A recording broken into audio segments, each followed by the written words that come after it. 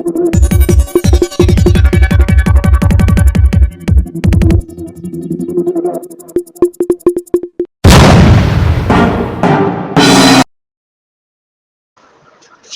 संक्रांती सणानिमित्ताने नाशिक शहरात मोठ्या प्रमाणात पतंग उडवल्या जातात. सदरच्या पतंग उडवण्यासाठी वापरण्यात येणाऱ्या नायलॉन मांजाची दोऱ्याचे वापरावर बंदी घालण्यात आलेली असून सदर मांजामध्ये पशुपक्षी व मनुष्य अडकून त्यांना गंभीर दुखापत होऊन प्रसंगी त्यांची जीवितहानी होत असल्याने असा नायलॉन मांजा विक्री करणाऱ्या इसमावरती कायदेशीर कारवाई करण्याबाबत पोलीस आयुक्त नाशिक शहर यांनी मनाई आदेश जारी केले आहेत. त्या अनुषंगाने दिनांक 4/12/2024 रोजी पहाटे कुमारनगर पाट्याजवळ शिव मंदिराजवळ भिंतीलगत पंचवटी नाशिक व गुरुदत्त कलेक्शनच्या बाजूला वखारी समोर मखलाबाद नाका पंचवटी नाशिक अशा दोन्ही ठिकाणी काही इसम पतंग उडवण्यासाठी वापरण्यात येणारा बंदी असलेला नायलॉन मांजा विक्रीसाठी घेऊन येणार आहेत अशी माहिती गोपनीय बातमीदारांकडून वरिष्ठ पोलीस निरीक्षक मधुकर कड यांना मिळाली. त्यांनी तात्काळ गुन्हे शोध पथकाचे सहाय्यक पोलीस निरीक्षक विलास पडोळकर व अंमलदार यांना कारवाई आदेश दिले. विलास पडोळकर, संपत जाधव, महेश नांदुर्डीकर, दीपक नाईक, निलेश भोईर, शेवंत लोणारे, अंकुश पवार, नितीन कुमार पवार, युवराज गायकवाड, घनश्याम महाले यांनी दोन्ही ठिकाणी सापळा रचून इब्रान महमूद हसन शहा पंचवटी नाशिक व शुभम भाऊसाहेब आहिरे पेठ रोड पंचवटी नाशिक यांना जागीच पकडले.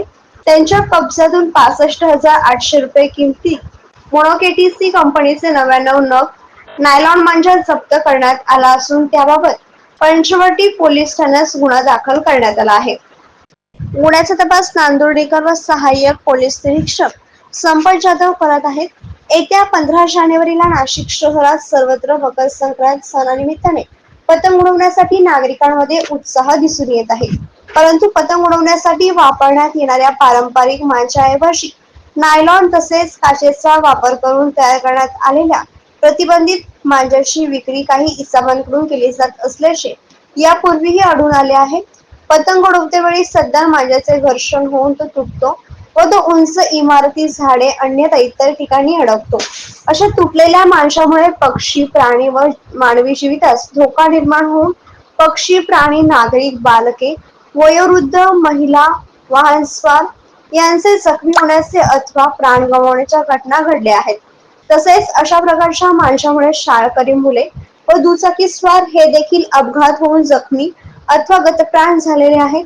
तुटलेला मांजा विजेच्या तारामध्ये अडकून काही ठिकाणी आगी देखील लागण्याच्या घटना घडल्या आहेत. तरी मकर संक्रांतीच्या पार्श्वभूमीवरती नाशिक शहरात कुणीही प्रतिबंधित नायलॉन मांजा अथवा काचेचा वापर करून तयार करण्यात आलेल्या मांजाची विक्री अथवा वापर करू नये असे आवाहन संदीप कर्णे, पोलीस आयुक्त नाशिक शहर व परिमंडल 1 चे पोलीस उपआयुक्त किरण कुमार चव्हाण यांनी केले असून प्रतिबंधित नायलॉन मांजाची विक्री करणाऱ्या इसमांवरती थेट हद्दपारीची कारवाई करण्यात येईल असा इशाराही त्यांनी दिला आहे. वृत्तसंकलन रफिक सय्यद, नाशिक.